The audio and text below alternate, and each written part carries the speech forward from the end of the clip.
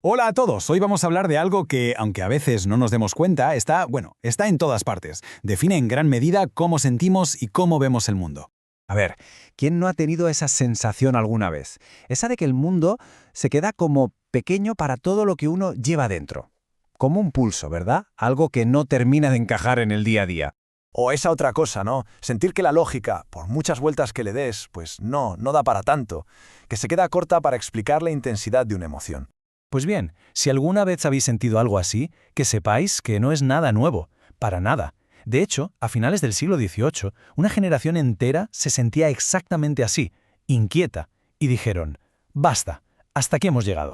Vale, vamos a meternos de lleno en esto, porque ojo, no estamos hablando solo de cuadros o de poemas, no, esto fue una auténtica explosión, una que cambió por completo las reglas del juego y que por primera vez puso al yo, al individuo, en el centro de todo, casi nada. Aquí está la clave de todo. El romanticismo es básicamente una rebelión contra la Ilustración. A ver, el siglo de las luces era todo razón, lógica, ciencia, y los románticos llegaron y dijeron, ¿perdona?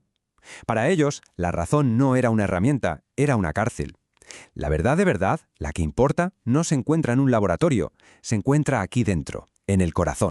Y claro, toda tormenta tiene un origen, un epicentro. Y en este caso, el epicentro fue Alemania. Allí, un grupo de jóvenes, hartos de las reglas tan frías y tan estiradas que venían del neoclasicismo francés, decidieron que ya estaba bien. Querían algo con alma, con garra. Y su grito de guerra, por así decirlo, fue una expresión que lo resume todo, Sturm und Drang, o sea, tormenta e ímpetu. Y es que no era solo un nombre, era toda una declaración de intenciones. Se trataba de defender la emoción en bruto, sin filtros, a lo bestia. Justo lo contrario al orden y la contención que se llevaba entonces. Y lo interesante es ver cómo lo hicieron.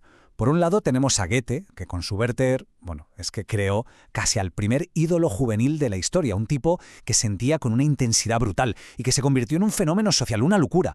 Y por otro lado, gente como Novalis o los hermanos Grimm hicieron algo distinto. Dijeron, vamos a buscar quiénes somos de verdad, no en ideas universales, sino en los cuentos populares, en el folclore, en nuestras raíces.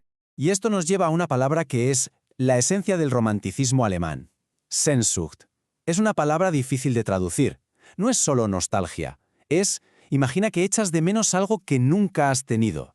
Un anhelo profundo, casi doloroso, por algo que sabes inalcanzable. Esa sensación, eso es el Sehnsucht. Y define a la perfección ese tono más oscuro, más filosófico que tenían los alemanes.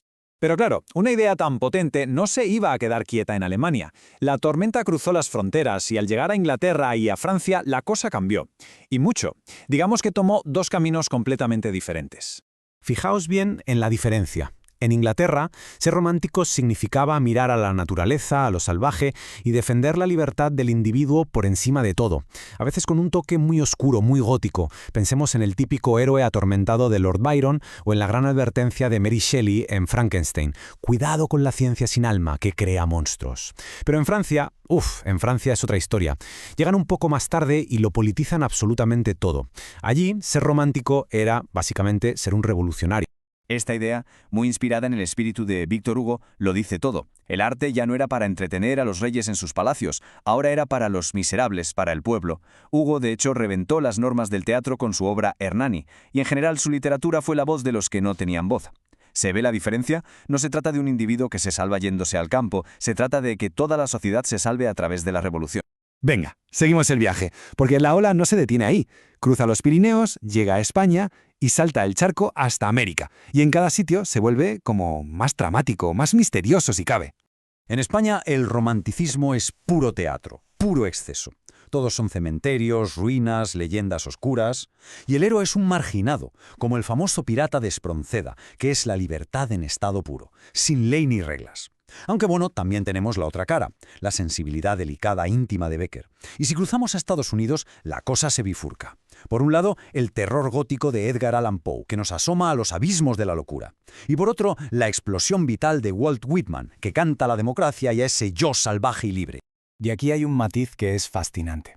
En América, el romanticismo no era solo una rebelión contra lo antiguo. Es que no había tanto antiguo contra lo que rebelarse. Era más bien una exploración. La gran aventura de construir una identidad desde cero, de conquistar ese yo individual en un continente que se percibía como virgen, inmenso, salvaje, una conquista hacia afuera y, sobre todo, hacia adentro. Bueno, y después de todo este recorrido por la historia, llegamos al presente. Y la pregunta es obvia. ¿Y a nosotros qué? ¿Qué queda de todo esto hoy en día? Pues muchísimo más de lo que nos imaginamos. Hay una idea que nos dejaron los románticos y que usamos todos los días sin darnos ni cuenta. Se llama la falacia patética. Suena complicado, pero es súper simple. Cuando alguien dice qué día tan gris para expresar que está triste, pues eso es. Eso es puro romanticismo. Es la idea de que el paisaje, el tiempo que hace, es un espejo de nuestras propias emociones. Básicamente nos enseñaron a conectar lo que sentimos por dentro con el mundo de fuera. Así que, en resumen, la conclusión es esta.